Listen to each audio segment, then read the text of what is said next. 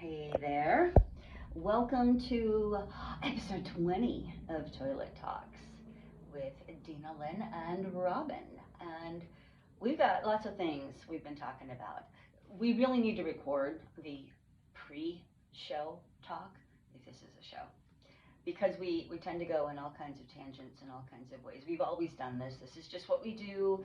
Anytime we're together in the morning, one of us on the toilet, the other one on the stool. Little more perspective back up. My cameraman right here. There we go. And we wing it. We talk about whatever feels most alive for us. And lots of things came up today. We talked about what does it mean to be in the present moment? And what is curiosity? Is it an emotion? Is it a state of being?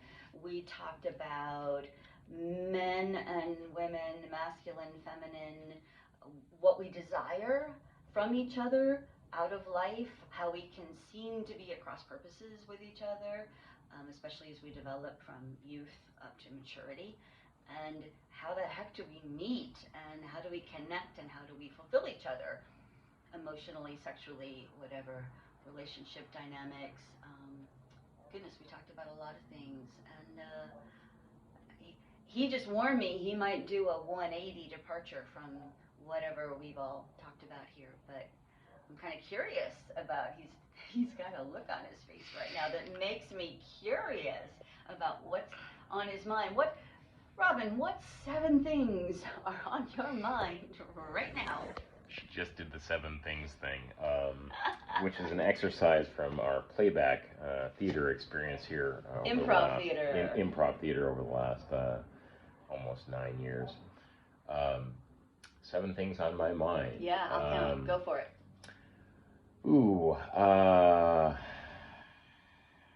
Being Faster. real versus authentic. 1. What is presence? 2. She's going to count, and I'm just going to completely blow this. Faster. Faster? That's how we did it in playback. We had no thinking, just like off the top Well, of but your head. we also weren't like recording a video during playback. I know, pressure's on. You got 2 things. 2. Oh my gosh. Okay. Anger, 3, sexuality, 4, how Tantra plays in. 5, umbrellas. 6, and cheater. And Oreo cookies. 7. 7 things. Oreo cookie. You said 7 things on my mind. You have a hankering for Oreo cookies? I looked over at the countertop, and there was that blue plastic on the edge of whatever carton packages those are, and it reminded me of Oreo cookie packages. What can I say? You have an urge for Oreo cookies right now. No, I just saw the packaging over there. Oreo cookies are all about black and white, hard and soft. Double stuff, dude. External, internal. Double stuff. We could do an entire montage on Oreo cookies all by themselves. We could. There's an imprint on the outside from mysterious origins. They look like little manhole covers. What else? Well, we have all of the Oreo cookie styles, varieties, and flavors. Oh, way too many. Can't keep up. I cannot keep up with what's trending. I can't keep up with what's trending anywhere about anything, especially with social media. I'm always just behind the curve of what's trending. Well, we have the regular Oreo cookies. We have the double stuffed Oreo cookies. We have mega stuffed Oreo cookies. Then back in the day, we had the fudge covered Oreo cookies, and then the white fudge covered Oreo cookies, and then we had the Oreo cookie thins, and then we had the white Oreos with, well, that was a different cookie. I don't think they ever actually had lemon flavor. They had lemon, they had mint. But they have they have mint Oreo cookies. They have birthday cake Oreo cookies, German chocolate. Chip flavored. No, but they had German chocolate Oreo cookies. They had a brief run with s'more Oreo cookies. I'm sitting here trying to wonder why we segued into Oreo cookies. Carrot cake Oreo cookies. It's just going to keep going. Mind you, I have not had most of these, but there were some. And I wish that some of them they would bring back. That's like the Oreos. Too much variety. The Oreo cookies were good. The white fudge covered Oreo cookies are excellent. Yeah. So this could be like a masculine feminine departure thing where I'm like, can I just go for like the double stuff is good. But see, once we get into the He's Oreo into cookies, variety. once we get into the Oreo cookies, we can't just stop there because Oreo cookies typically by themselves are better with something else. Milk, coffee, whatever. I mean, ice cream. You know, you can use Oreo cookies as crumbled as a as an ice cream topping and as a cheesecake crust. True, I can make a crust. So we could definitely do the Oreo cookie episode, but I don't think that's probably actually where we wanted to go this time. I don't know that having a show about the flavors of Oreos is best done in a bathroom. There's that. As long as you wash your hands. I've never eaten Oreos on the toilet. We could rectify that. I've also never had an Oreo enema, so there's also that. That's just disgusting. You said rectify it, and that's no, I didn't say. I said rectify, not rectify.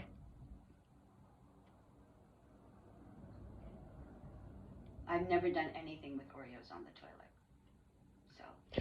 So next episode, I'm going to make sure we have a batch of Oreo cookies available so we can do Oreo cookies while doing toilet talk. But she won't eat them because she doesn't do Oreo cookies. So Nabisco, if you would like to become one of our sponsors, you just let us know. We will rectify your Oreos. You just need to get in on this. That's all. I mean, we should have sponsors coming at us. Imagine. Okay, so X-Lax, Depends. Charmin tissue. Don't squeeze the Charmin. The Shaman. Squatty Potty. I mean, I'm using one right here. Potpourri. Poopery. Yeah. What else? Mr. Clean. Gas X. Scrubbing Bubbles. Yeah. Beano. Yeah. Lysol bowl cleaner. Yeah. I mean, you know, all kinds of. Even you know, we could Kohler that make an American Standard that make toilets. Yeah, Kohler toilets. Bidet seats. Bidet seats. Every so often it could like go off and I can giggle. Yes. Yeah, we could do all sorts of things. But this is probably not why you turned in to Toilet Talk to talk about Oreos and sponsorships for our Toilet Talks and so on and so forth. However, if you would like to sponsor our show, we'd be happy to take it. Yeah. We're okay. We're okay with a passive income. That would be good. Yeah. So anyway, what does feel alive in the moment to talk about right now, aside from Oreo cookies and sponsors? Well, what we were talking about before regarding your vision for some kind of workshop where we would have men talking together, we would have women talking together, you know, separately, and then bring these groups together to talk about the ways in which we are similar, the ways in which we are different, and obviously, as a cisgendered female heterosexual woman, I come from that perspective. I don't pretend I'm not capable of speaking on behalf of everybody and everybody's perspective from a sexual orientation, self-identity, emotional. Yeah, I can just be me. So I'm going to talk from where your perspective. I'm going to talk from where I sit, so to speak. And I do see and enjoy and celebrate the distinctions between men and women, between masculine and feminine energy, because we all have both, to whatever degree. There's a spectrum. Blended in different ways and different amounts in each person, which can, you know, definitely factor into anybody's sexual orientation, regardless of what it is. Exactly. But I want Robin to describe for you what he was describing earlier to me about what such a workshop would look like. Because as a woman who speaks with a lot of women or hears from a lot of women, I have the, you know, the club membership of femaleness, and I hear from other women about men. And I would want men to know what women say, think, feel, believe, long for from men. And as a woman, I want to know. I also talk to a lot of men. I've often had close male friends more so than female friends, and I want to know, what do men think, feel, want, believe, need from women? You know, what would what would men want to know about how women think and feel, and what would women want to know? And those conversations could be incredible, as well as other things that you said. I wanna hear from you about this vision you have for such a. Moi. Well, Moi? yeah. Okay. Yeah. Well, so I guess first off, uh, this kind of came from the standpoint of this came up for me because over the last, well, since I met this amazing woman here, nearly 9 years ago. We're working on 9 years. My life has changed a lot. I came into the relationship, well, into knowing her, thinking I had my shit together, and that wasn't the case. I had some of it together, but I didn't have all of it together. Well, I also advertised in my dating ad that I had my shit together, and so we met each other on that matching plane, and then we both discovered about 6 or so months in, when shit hit the fan, that some of our shit wasn't so together, and since then we've been shit constructing. We've been working on our shit. Well, I mean, we are, having toilet talk where shit gets real. That's so, right. Yeah. Anyway, so the last better part of 9 years, and especially the last several, 2, 3, 4, have been really heavily laden with a lot of internal work, self-examination, working with guides and coaches, and this lovely lady here to determine what was going on internally for me that I needed to look at and needed to do business with. And so what that has looked like is this back and forth process of doing some really, really deep diving into my own subconscious, into my motivations, into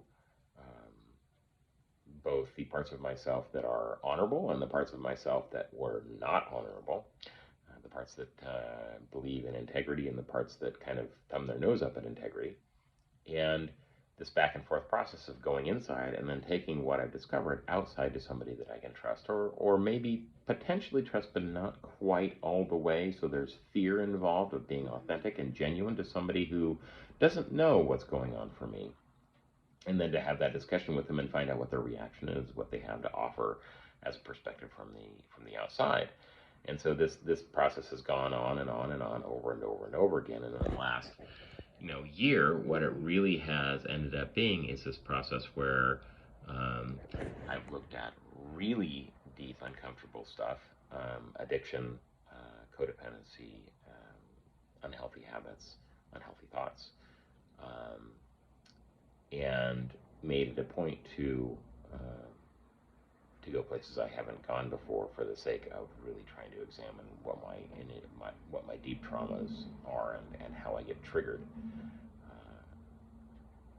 to fall into a pattern of dependency, or addiction, or codependency, or any number of other things that have happened. So when we're sitting here talking, I thought about how my process has worked, and how it would be really cool to be able to take what we're discovering as a polar issue, a polarity issue between men and women, and take it into a workshop environment where, over the period of maybe 5 days, we take a group of men and women. They could be couples, they could be singles.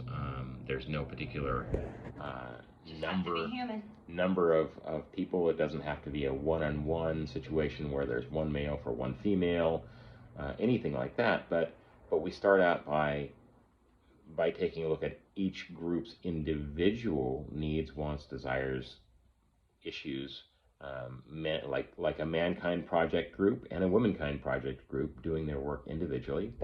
And then at one point, maybe every day, taking a different topic or a different set of topics, and going from the men's group and the women's group individually to a combined group where we have these conversations in a social nature, and And instead of just keeping the trust within the specific group, like the men's group or the women's group, taking those topics and saying, okay, now we're going to put it out to the community, and we're going to look at the dynamic as a whole in trust and vulnerability, so that each side can see what each individual and each group is suffering from. Right. So we can understand each other. We can see where are we similar as humans, regardless of gender or identification, and where are we unique and how.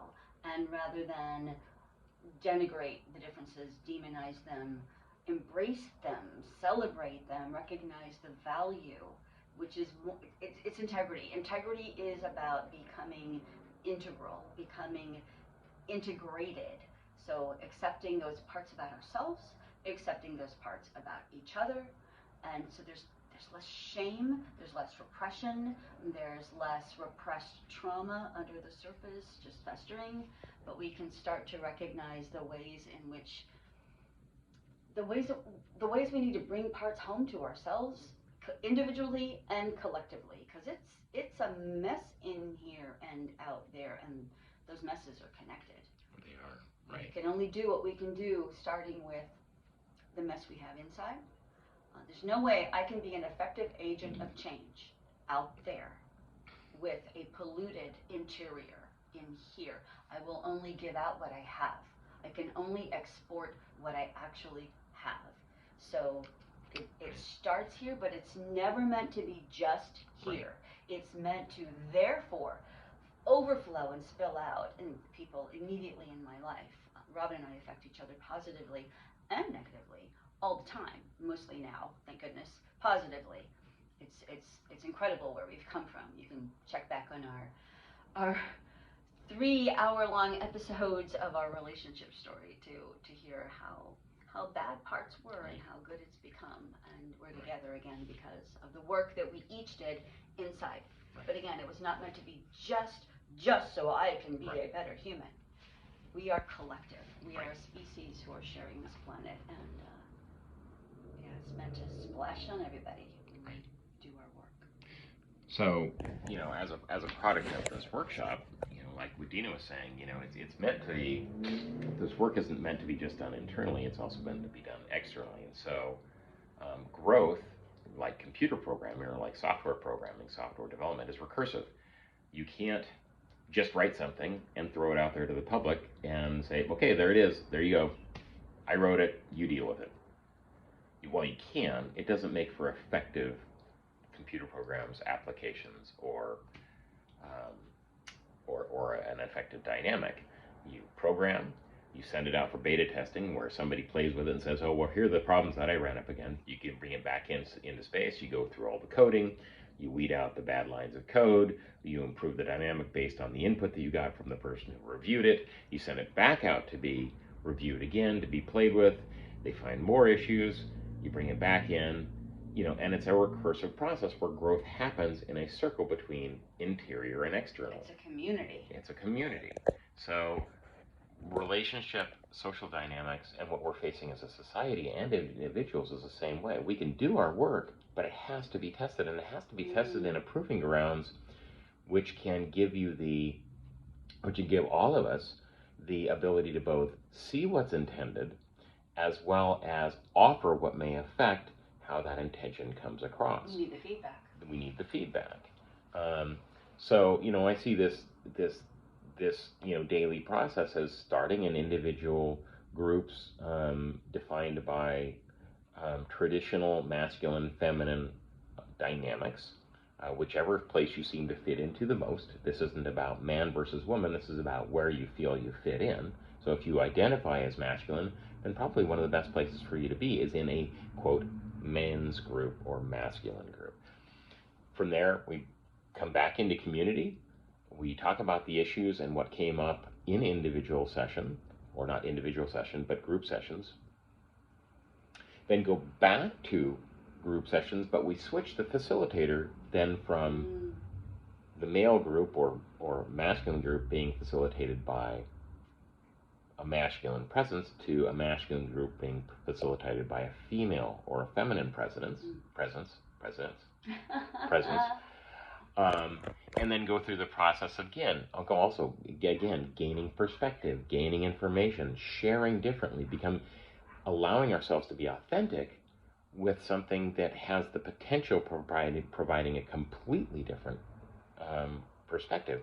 And then again, coming back into community to test out and to authentically relate to each other as we discover both our internal environment and what we need to deal with, as well as how we need to bring it to and respond to and interact with our external environment. So everybody grows both internally, in group, as well as externally in community.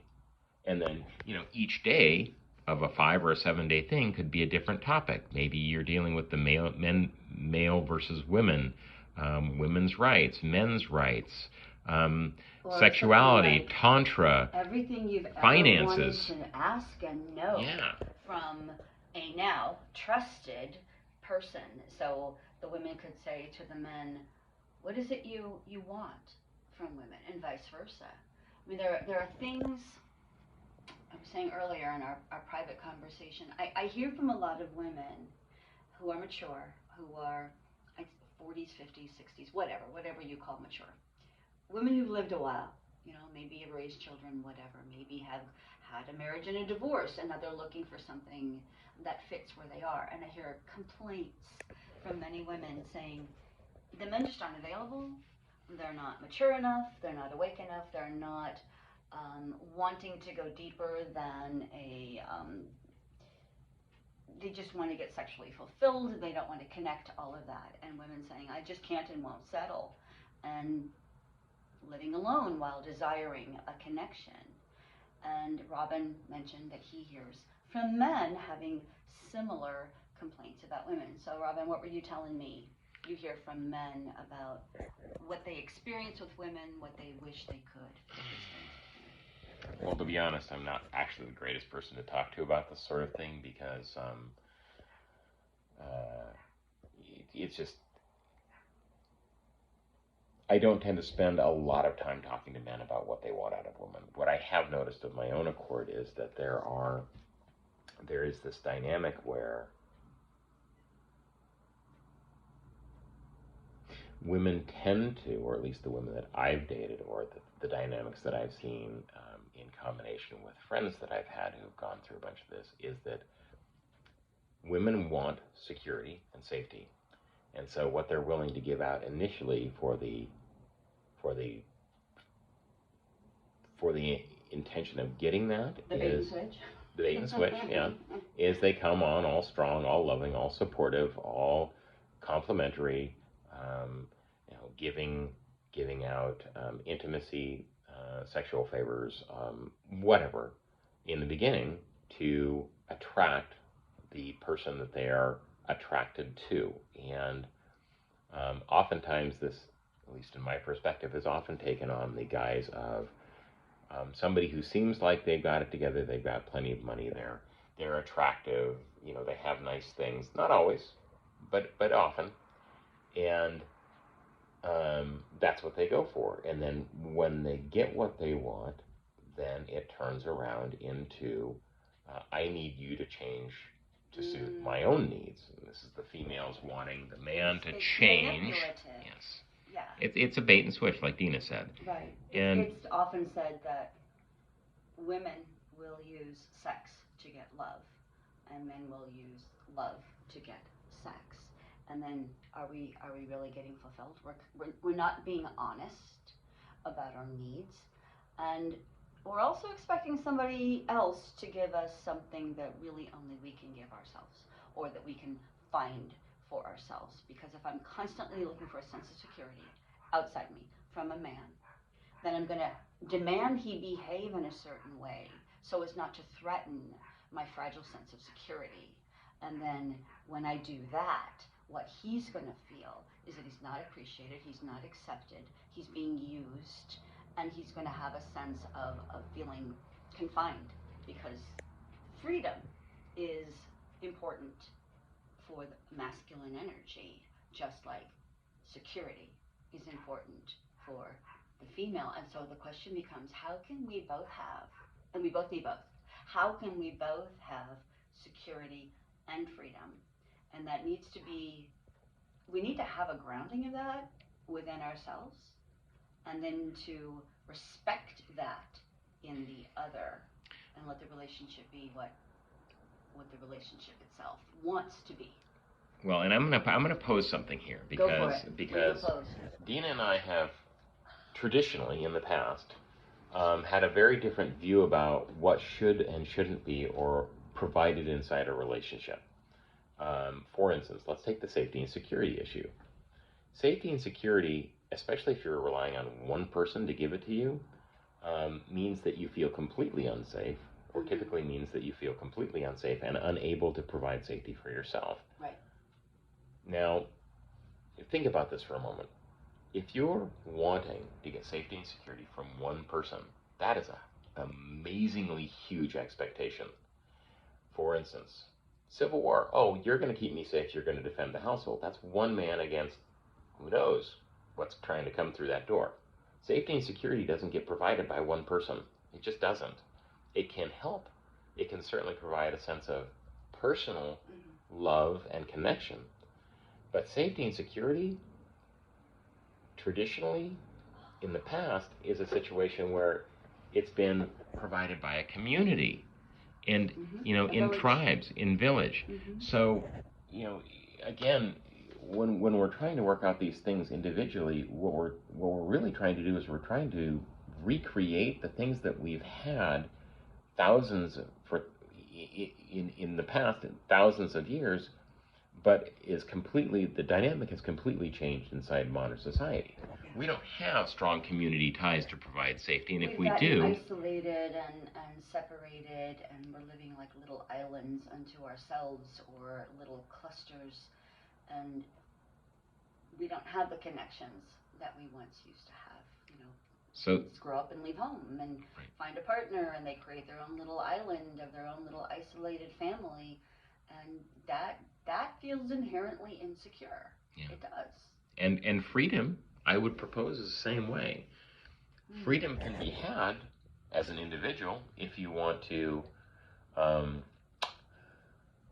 walk through the forests, walk through the fields, gather all of the things that you want and need individually.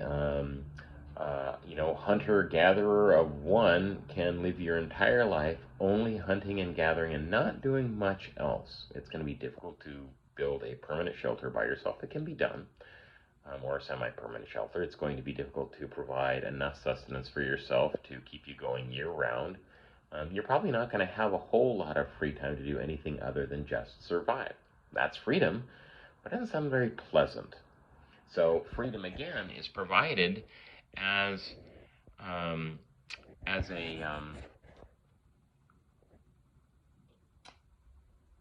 a freedom as we look at it today is provided, is created as a effect of feeling safe and secure. You have enough money, you have more than enough money, you can go off and take a vacation. You are free to buy a car. You are free to vacation. You are free to eat the kinds of food that you want. Otherwise, freedom, if you're destitute, can look like I can go and steal something, or I got a bowl of rice. I mean, freedom looks completely different when you're safe and secure versus when you have to provide for yourself 100% of the time. Well, think of Maslow's hierarchy. That bottom rung needs to be in place, the security level. Too close. Well, I figured out probably why you never get the actual, Yeah, I'm not worried about it. I'm using my body with which to communicate. The bottom layer of Maslow's hierarchy is about security, and it's the foundation. But at the same time, security is elusive. Security is not a guarantee. We're all going to die. So security is about sustaining life. We're already losing because we're not going to actually have that security. We are all going to end up losing relationship. There's loss, there's grief as part of life. But for people who have their basic financial provisional needs met, yeah, there's a lot more freedom up here. For a person who has to work 2 and 3 jobs and may not have a vehicle and has to go on a bus for hours to get to where they need to go, there's no extra time and energy to use in freedom. So for me, freedom, if we're talking about it within the masculine, feminine nature of a relationship, we're both looking for both freedom and security, but it's the freedom to choose. It's the freedom to choose what actually fits us at whatever stage of life that we find ourselves in. So it's not, for me, freedom is not the stereotypical Don Juan running around the Right. countryside, impaling every woman he can find. He may call that freedom, but eventually he's going to get tired of that, and he's going to want something that has a little more depth, a little more connection. And again, it's like that bait and switch thing, that whole, here, let me put a ring on it, and then he's off and running somewhere else because he's looking for something outside him to stimulate him. And for the woman who comes on saying, let me give you everything, everything, everything, and once she's got him, then all of a sudden she stops. And yeah, no more sex, no more attention, no more compliments. You know, we do a lot of things in the courtship stage and the wooing stage that we take the person for granted once we get them, and that's not good for anybody. We need to continually nurture the other person and the relationship itself, which needs a balance of coming together, coming apart, like breathing, like anything else. There's this, you gotta miss the one you love a little bit. If you're always face to face, you can't see the person from a distance to appreciate them. And yet also know that even when you're at a distance, even when you're apart, or even when you're not in that place of connection, that there is a security, safety in knowing that there's a trust. Yeah. That doesn't go away. And so this kind of comes back to the whole workshop thing where, you know, safety and security and freedom come as an aspect of removing the mental and emotional programs that we've been given that limit our ability to feel safe just in our own skin. So getting rid of shame, learning how to authentically relate to one another, to authentically and deeply listen to one another, to understand what emotions are and how they show up, to understand the difference between emotion and thought, to learn to talk about things in a way which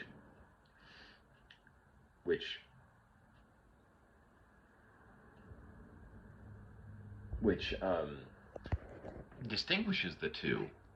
And so when we bring people together inside an intensive, you know, maybe what we're trying to do is really create a more authentic dialogue so that the safety and security that we are feeling and the freedom comes out of a space of de-shaming, de-guilting, de-manipulating the system, building trust, and actually starting to learn what it means to be authentic, to learn to trust, and to have those resources always there because they're being built from the ground up, both inside ourselves individually as well as with a group of people who want to create a more authentic, grounded, realistic, and real way of living with one another, whether it's for the purpose of having a relationship or just being in a relationship, romantically or otherwise.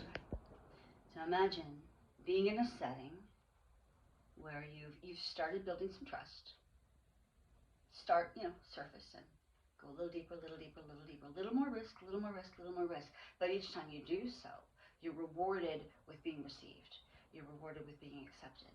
And imagine getting to the place where you take whatever it is that feels shameful to you, that thing you don't want to show people because you have a hard time facing it yourself, about yourself. Mm-hmm. Imagine taking that thing and taking it out to this group around you and saying, here's my thing. Here's my secret shame. Here's the thing that I'm scared you're going to look at it and run. And I'll be alone. I'll be abandoned. And imagine that being received, reflected back to you in a whole new way, a way that it's not black and white, this is evil, awful, ugly, you have to learn to live with it, but instead is a part of you that wants to be embraced by you and seen and accepted by others.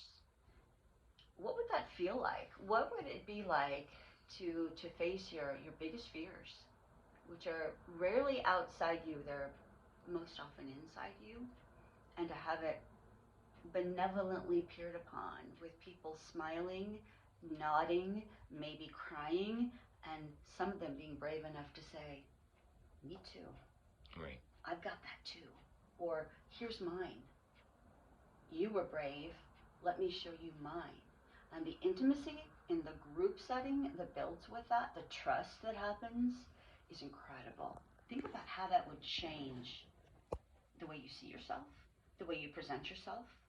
Would that have an impact upon a relationship, on your sense of well-being, the way in which you show up in the world, the way that you provide your gifts? In other words, the way you make a living? I mean, what impact would that be like if you were liberated up on the inside? How would it show up on the outside if that were to happen? I'm curious. Yeah, imagine it like learning any trade or any skill, or going into a new job without having all of the knowledge that you need. The idea is that you show up and you start to learn, and you don't start working on the most expensive or most intense project. If you're starting to drive, you start out going 10 miles an hour in a parking lot versus 60 miles an hour down a back road. It's the same inside a workshop like this. The whole idea is to start out with something that's uncomfortable, but not too uncomfortable, not so daunting that it's and not so risky that it seems insurmountable. You start out with something reasonably small, with people who understand how you feel and are willing to break open and be vulnerable enough to share their personal journeys with people that feel like are trustworthy. And then from there, once that's done and you've gotten that level of comfort done with the first level, you level up to community, again with smaller issues.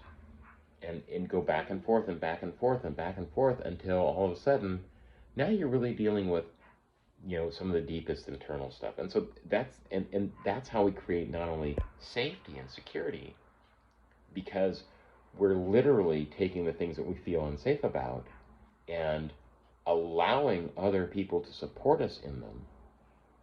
But we're doing the opposite for others. They're getting to do the same thing, and that creates true, authentic, vulnerable, and profound connection and safety and security. At least it does for me, and I've been through one hell of a lot the last few years, and this woman has learned to open up to me as well and trust me with things. And I found this to be true with every single one of my friends, every single person who's come to me with an issue to face, every single person that I've opened up to has gained a larger and more profound level of respect and friendship from me, and vice versa. Anybody who opens up to me, it's like that's amazing. And there are some really interesting people that have opened up to me that I never would have thought I would be in a position to be able to be there for. This is the way we change the world, is if we start creating connection, we start doing our internal work. And I would love to create some kind of workshop where this woman and I can do this. Any time we grow, it's because we got brave enough to go outside of our comfort zone. If we stay inside the tiny, tight circle of our comfort zone, not only will we not grow, but we'll actually stagnate. And if there are areas of your life where you're thinking, I used to be, I'm missing out, if you feel small, if you feel tight, if you feel constrained, if you feel like you're not as fully alive as you would like to be, chances are there are parts of you you're cutting off from yourself, that you've relegated into the dungeon of your subconscious, and you don't want to look at them. I heard something today about that. So having a shadow, and you have a shadow. We all have a shadow. There's no such thing as being a human being without the shadow. And it's the part of us we don't know. Imagine you are a house, and there is a basement, and there's somebody living in the basement, and every so often they send out these messages about you to other people, like in the form of a message in a bottle or something. This basement dweller is sending out these things to other people, and then these other people come to you they open the message and they read it back to you about you, and you go, no, I'm not like that. I'm not hateful, hurtful, vengeful, all of those things that we despise in others. But that's what happens. People come to us and reflect us back to us. And our knee-jerk reaction is to deny it, to say, no way, that's not me, how dare you? And the internal reaction, if it's large, we can know there is, if not truth about it, we secretly believe it's true, and we're afraid to face that thing. But we need to make friends with the person living in the basement, because it's not somebody else, it's us. That's our shadow. And one message at a time, we can start to say to shadow person in the basement, all right, let me look at this. Let me play with this. Let me be curious about this. Is it true? This thing I don't like that was shown to me? And as we communicate with that person, the basement dweller, that person in the basement becomes more and more at home. And then we get to reclaim that territory that was otherwise the discarded basement. We get to remodel the basement. We get to bring windows and light into it. Maybe finish the walls with drywall, put some carpet down, things like that. And then the guy in the basement's like, well, this isn't so bad living here. Maybe he can be less grumpy.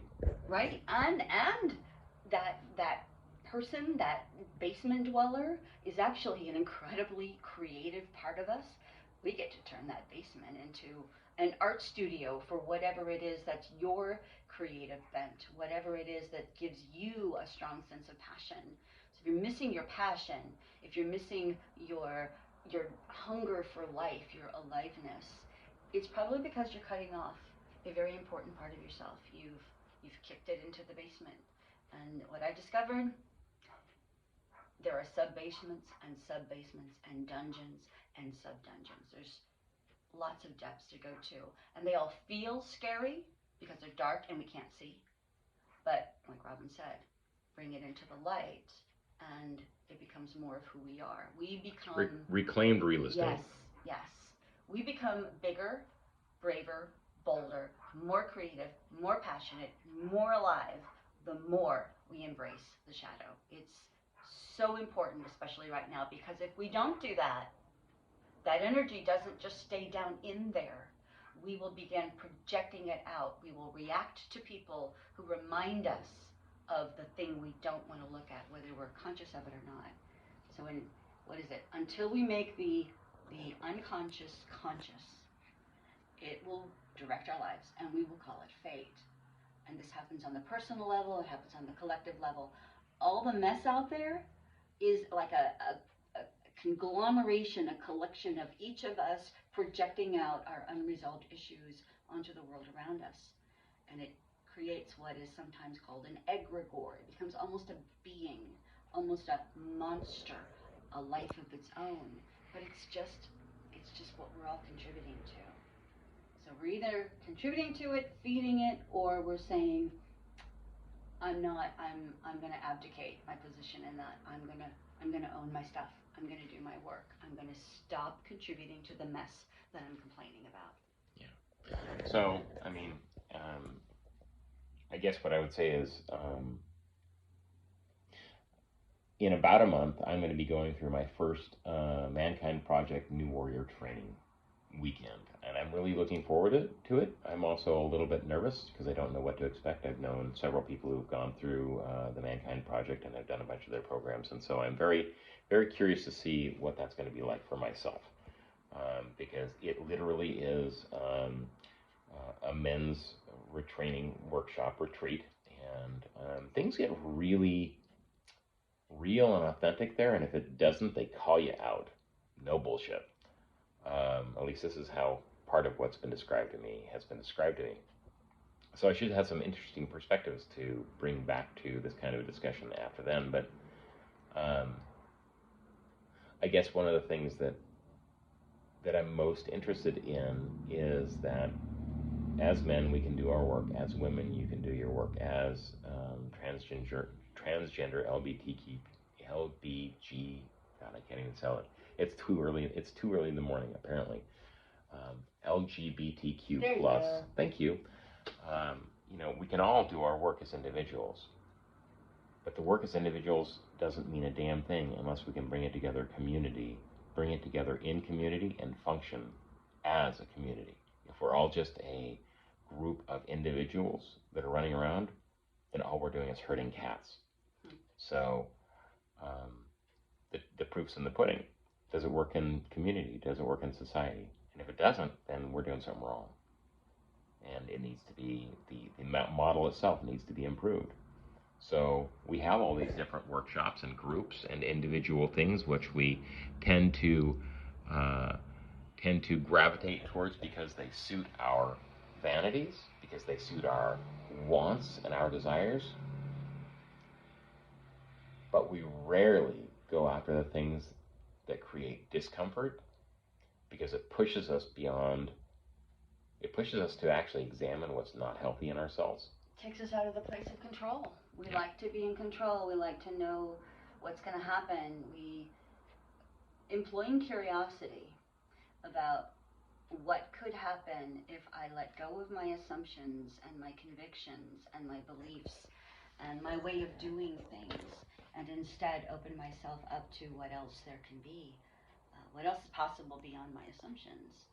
That's where growth starts to happen, and it goes from being a really scary, risky thing to a really fulfilling, like, oh, that's what was missing. I didn't know what was missing.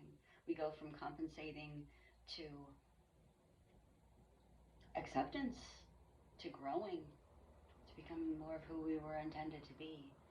And it's the world needs this right now. We all need it individually, but the world at large. The human species collectively needs for each of us to show up and grow up and clean up and come together to make a difference here. We don't know where we're going, but it's going to take each of us having access to the best parts of us, the wholeness of us, rather than continuing to react on this compensational way that has become a normal way of life. And we're not going, it's a paradox. It starts with each of us individually, but it takes all of us coming together collaboratively to make a difference. It's got to be real in here, and it's got to be spread out there. Yeah. So anyway, if this kind of idea sounds like something that you might be interested in, please let us know. I think this is probably something that we'll probably start working on developing, here over the next 12 months or so, but I don't know. We have lots of dreams that we talk about, and we don't always get to the planning and then implementation stage. Oh, but we are beginning to. We are. I'm gonna brag on this man for a minute. I was telling him earlier, he's not your average, ordinary, everyday man, and he will object to that. I object. I told you. I object to that. I'm not ordinary, common, everyday, and I needed a partner who could match me, and he did, and he has, and he continues to, and that's the exciting thing, is this growing together part, that we're committed to our individual growth, and then we love to share it with each other, and we want to share what we have between ourselves with others as well. And I'm so proud of him for the work that he's done, for the things that he's faced, for this man that he is continuously evolving to being. And it's not so much a becoming better as much as it is facing himself, shedding what's not him, something that may have once been a solace or a way of protecting himself when he was younger. Something that once worked but now gets in the way. He's willing to look at that stuff. He's willing to own his issues. He's willing to become himself and face the parts of himself that he hasn't previously wanted to face. He's done incredible, brave, courageous work, and it shows up. We could not be together unless we had both done this for ourselves. I can't speak more highly enough about the importance of doing this work, not just for the sake of a relationship, but for the sake of our own selves. And then also from there, intimate partnership, community experience. It grows, it expands, it continues. And I'm so excited that he's decided to do this work with the Mankind Project. I know many amazing men who have gone through it. It's sorely missing in our culture, the need for men to call out each other, to inspire each other, to go into that no bullshit zone. The world needs it right now. The world needs strong men and women to come alongside each other and do this work. And I'm so excited with what he's going to come back with. It's going to be more of the same, and I'm eager. Yeah, and I guess, I'd like to do something similar with respect to Dina. She is an amazing partner. We have struggled so much over the last 9 years, and she has come such a long way into actually setting aside this need for the safety and security to be able to open up to being vulnerable, to listen deeply, especially when it's things that she doesn't want to hear or have previously triggered her. She has done deep work on fear and shame and anger, and again, like she said, for me, if she hadn't been able to do this work, well, we'd already broken up, twice, 3 times. Twice. Oh, see, I can't even count. Because there was a level of safety and security which I wasn't getting inside our relationship, which I needed, and it wasn't safe. And we went apart, and we came back together, and she was able to start listening to and really deeply honoring my experiences within the relationship, which were deeply threatening and painful to her as we were going through this. So it's going to take amazing people simply to create change in this world. And that doesn't mean that we have to start from the standpoint of I want to make the world a better place. I mean, that's a great place to start. We can start from the standpoint of just simply wanting to have a good, healthy relationship, or wanting to meet the person of our dreams, or wanting to become more prosperous in our business. We can have any motivation we want to start this process, but it's going to take a really authentic interest in really getting to the heart of what's standing in the way to get to the place where the things that we want out of it start to manifest. Whatever your motivation is a perfect place to start if you want to start doing internal work. And it would be a perfect place to start in simply deciding that maybe it's time to look at a different way to do things so that change actually starts happening. So, as within, so without, as above, so below. There's no divisions really. This is all one thing. We are all one thing, having a multitude of experiences, and it matters on every level. Every level, and every level affects all the other levels. So whatever you do in yourself, for yourself, cannot help but radiate out and affect other people around you without you knowing, without you trying. And then, my goodness, when enough of us come together and fuse our intentions, align our intentions to make a difference for our communities, for our culture, for our country, for our world, for who knows how far it goes. There's fractals in all directions. But it feels important to put out messages like this that are based in real world reality and yet go so much deeper and so much higher than anything we can know we're doing. So yeah, do your work. Do your work. You're going to feel better. You're going to be better. You're going to impact your world better. You're going to love your life. You're going to love yourself. Doesn't mean there will be perfection, because there's no such thing as perfection. What it's going to mean is more and more and more enrealment. You'll be more and more yourself. And when we're aligned with ourselves, when we love ourselves, we cannot help but be a positive agent for all kinds of positive change. As you get rid of shame and guilt and or as you accept them, as you integrate them. As you integrate them, honesty and authenticity, genuine truth comes through, because you no longer have to worry about whether or not what you're saying or what your experience is right or wrong in somebody else's eyes. Oh, and that's ultimate freedom. And that is freedom. So that's what our goal is here, is to start working with people to reduce, integrate, eliminate, however you want to phrase it, shame and guilt and manipulation, things which hold us back from being truly authentic with each other, truly caring about what's internalized for each of us, truly seeing each other for who we are, warts and all. And it turns out that after all is said and done, the warts start looking a lot more like freckles, which start looking a lot more like nothing, just part of who we are. And that's where beauty comes from, is when we can actually start seeing past what we believe are things that are shameful or unacceptable, and we realize that those are all parts of ourselves everywhere, that they're not to be relegated to the basements forever, to be chained and chained away in a dungeon, that those parts need to be brought back up.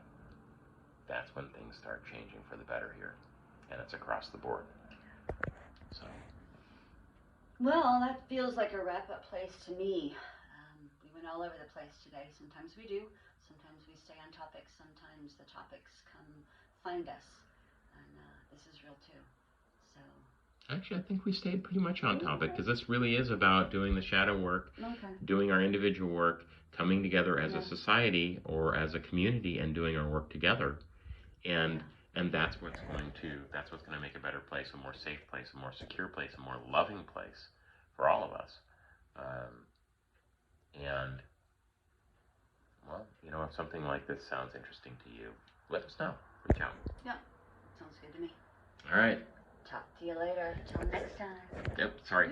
Till next time. Yes, this has been Toilet Talk, where shit gets real, with Dina Lynn and Robin.